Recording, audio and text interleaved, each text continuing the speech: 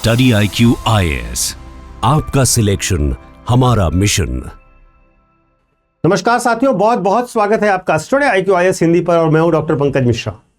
साथियों, आज का सेशन अब भारत के करोड़ों छात्रों और उनके माता पिता के लिए बेहद क्रांतिकारी होने वाला है। खबर ही कुछ ऐसी है, थंबनेल पर आपने बिल्कुल सही पढ़ा है कि अब स्टूडेंट्स ले सकेंगे एक साथ कई स्कॉलरशिप्स।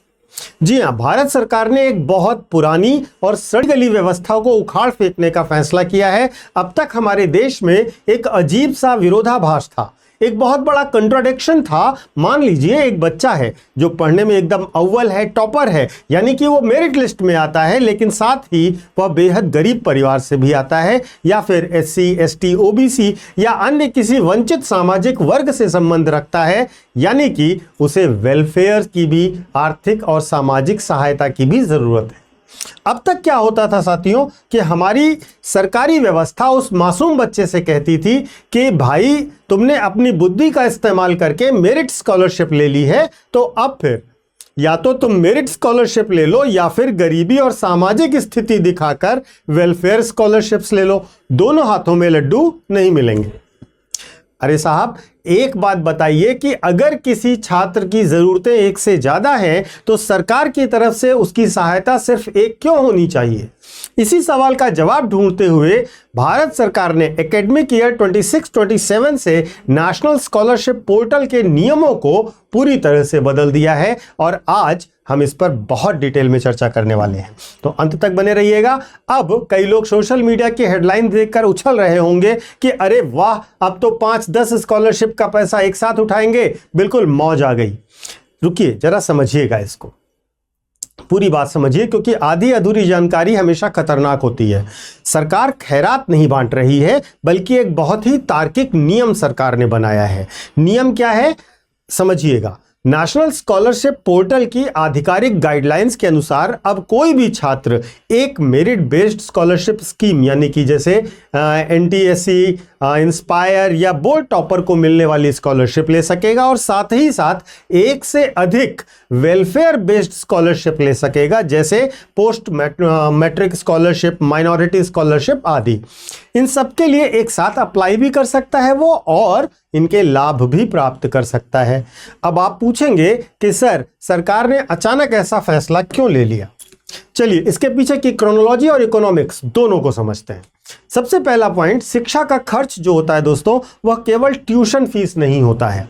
ठीक है, अक्सर लोग क्या गलती करते हैं, हम सोचते हैं कि बच्चे की कॉलेज की फीस माफ हो गई, पढ़ाई फ्री हो गई। अरे साहब, आज के दौर में एक गरीब बच्चे के लिए हायर एजुकेशन का मतलब केवल कॉलेज की फीस नहीं होता, इसके अलावा भी हजार खर्चे हैं, जैसे कि बुक्स का खर्चा, एग्जाम के फॉर्म्स, हॉस्टल और मेस का खर्चा, लैपटॉप और इंटरनेट, कोचिंग और ट्रेवल का खर्चा। अब ये सब खर्चे जुड़िए तो देखिएगा, आज के बच्चे बिना लैपटॉप और इंटरनेट के पढ़ाई कर सकते हैं क्या? बिल्कुल नहीं कर सकते। कॉम्पिटिटिव एग्जाम के लिए कोचिंग करना, ट्यूशन की फीस भरना, एक स्कॉलरशिप से इनमें से किसी एक खर्च को संभाला जा सकता है। बाकी खर्चों के लिए बच्चा पढ़ाई छोड़ देता था। अब इसे दुनिया भर में लेयर्ड सपोर्ट कहा जाता है, जो अब भारत में भी लागू होने जा रहा है दोस्तों। तो हमारे देश में सालों से एक खोखली बहस चलती रही। बहस क्या थी? योग्यता बनाम सामाजिक न्याय की। लेकिन मैं आपसे पूछता हूं कि क्या एक गरीब बच्चा मेधावी नहीं हो सकता? क्या एक SC ST या OBC वर्ग का आने वाला बच्चा देश का टॉपर नहीं हो सकता? और अगर वो टॉपर है तो क्या उसे आर्थिक मदद की जरूरत नहीं रहेगी?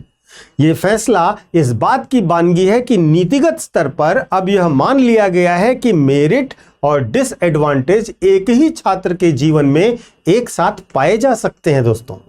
साथियों, नया नियम पोर्टल पर लाइव हो चुका है और यहां पर आपको कुछ टेक्निकल बातें लेकिन समझनी होंगी, नहीं तो फॉर्म रिजेक्ट हो जाएगा। इस आज की डेट में इस पूरी व्यवस्था को एक डिजिटल गवर्नेंस के प्लेटफॉर्म पर शिफ्ट कर दिया गया है। इसके 4 स्तंभ हैं। सबसे पहले OTR पंजीकरण आपको कराना होगा, वन टाइम रजिस्ट्रेशन कराना होगा, आपको एक बार पंजीकृत करा लेना है। उसके बाद आधार लिंक्ड आपको ऑथेंटिकेशन कराना पड़ेगा और संस्थान का सत्यापन कराना पड़ेगा। आपका कॉलेज ऑनलाइन आपके डेटा को वेरीफाई करेगा। उसके बाद डायरेक्ट बेनिफिट ट्रांसफर होगा, यानी बीच में कोई दलाल नहीं होगा, सीधा पैसा आपके अकाउंट में आएगा। यहां पर ध्यान देने वाली बात केवल यह है दोस्तों कि नियम बदलना बहुत आसान है, लेकिन जमीन पर लागू करना कठिन है। आज भी हमारे देश में एक बहुत बड़ा इंफॉर्मेशन गैप है, सूचना में गैप है। छात्रों को पता ही नहीं होता कि वे किस किस योजना के पात्र हैं। ऊपर से इनकम सर्टिफिकेट, कास्ट सर्टिफिकेट की जरा सी भी गलती से फॉर्म अटक जाता है। तो इसलिए जमीन पर इस नियम को बहुत ढंग से उतारना पड़ेगा, बस इतनी सावधानी की आवश्यकता है। तो साथियों, अंत में पूरे मामले के इकोनॉमिक एंगल पर भी बात कर लेते हैं। साथियों, बहुत सारे लोगों की छाती फटने लगती है जब और वो कहते हैं कि सरकार तो मुफ्त में रेवड़ियां बांट रही है, बजट खराब कर रही है। मैं कहता हूं कि यह लोक कल्याणकारी खर्च नहीं है दोस्तों, यह ह्यूमन कैपिटल इन्वेस्टमेंट है। यह मुफ्त की रेवड़ी नहीं है, यह मानव संसाधन में किया जा रहा निवेश है। सोचिए, एक मेधावी छात्र सिर्फ पैसों की कमी के कारण अगर कॉलेज छोड़ देता है तो क्या नुकसान सिर्फ एक परिवार का होता है? नहीं, देश एक संभावित डॉक्टर, इंजीनियर, साइंटिस्ट, रिसर्चर या एंटरप्रेन्योर को खो देता है। इकोनॉमिक्स की भाषा में इसे ह्यूमन कैपिटल लॉस कहा जाता है। दोस्तों, भारत इस समय दुनिया की सबसे युवा आबादी में से एक है। हमारे पास डेमोग्राफिक डिविडेंड है, लेकिन यह डिविडेंड तब तक किसी काम का नहीं होगा जब तक इसे सही शिक्षा, सही स्किल और अवसर न मिले। अगर एक स्कॉलरशिप कम पड़ने पर बच्चे का भविष्य अंधकार में जाता है तो यह सिस्टम का फेल्योर होगा दोस्तों, और यहां पर सिस्टम ने अपने एंड से बहुत बेहतरीन काम किया है। तो साथियों, इस पूरे ऐतिहासिक बदलाव की सफलता 3 पिलर्स पर टिकी हुई है। पहला है अवेयरनेस, यानी कि जागरूकता। क्या सही समय पर छात्रों को यह पता चल जाएगा, और इसलिए मैं आपसे कहूंगा कि आपकी जानकारी में जितने भी छात्र हैं उनको यह वीडियो तुरंत शेयर कर दीजिए। दूसरा, सिंप्लीफिकेशन, क्या वेरिफिकेशन का प्रोसेस आसान होगा। और तीसरा है कोई फ्रॉड ना हो, यानी कि सही छात्र तक पूरा पैसा पहुंचे। अगर आप एक छात्र हैं या फिर आपके घर में कोई पढ़ाई कर रहा है तो आप सिर्फ यह मत पूछिए कि मुझे कौन सी स्कॉलरशिप मिलेगी, बल्कि पोर्टल पर जाकर यह चेक कीजिए कि क्या मैं मेरिट के साथ साथ वेलफेयर स्कॉलरशिप का भी पात्र हूं या नहीं, क्योंकि बदलाव आ चुका है और इसका फायदा उठाना आप सबका हक है।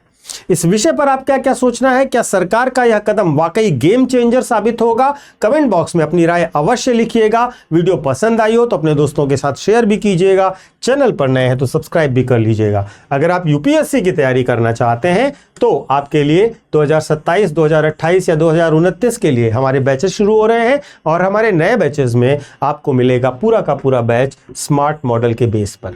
इसकी सारी जानकारी आप हमारे डिस्क्रिप्शन बॉक्स में दिए गए लिंक पर जाकर या हमारे ऐप पर जाकर देख सकते हैं। साथ ही साथ हमारे कोर्सेज में आप बेहतरीन डिस्काउंट भी पा सकते हैं अगर आप कोर्स खरीदते समय यह कोड लगाएंगे, पीके लाइव। इस कोड को याद रखिएगा, यह कोड आपको स्टडी आईक्यू पर हमेशा सबसे ज्यादा डिस्काउंट दिलाएगा। अगर आपको कोई समस्या होती है तो आप मुझे कनेक्ट भी कर सकते हैं, और मेरे वीडियोस के अपडेट चाहते हैं तो भी आप हमारे सोशल मीडिया हैंडल्स पर हमसे जुड़ सकते हैं। यूपीएससी मेंटर पंकज सर के नाम से इंस्टा और टेलीग्राम पर आप मुझे कनेक्ट कर सकते हैं। Thank you so much. जय हिंद। स्टडी IQ IAS, आपका सिलेक्शन हमारा मिशन।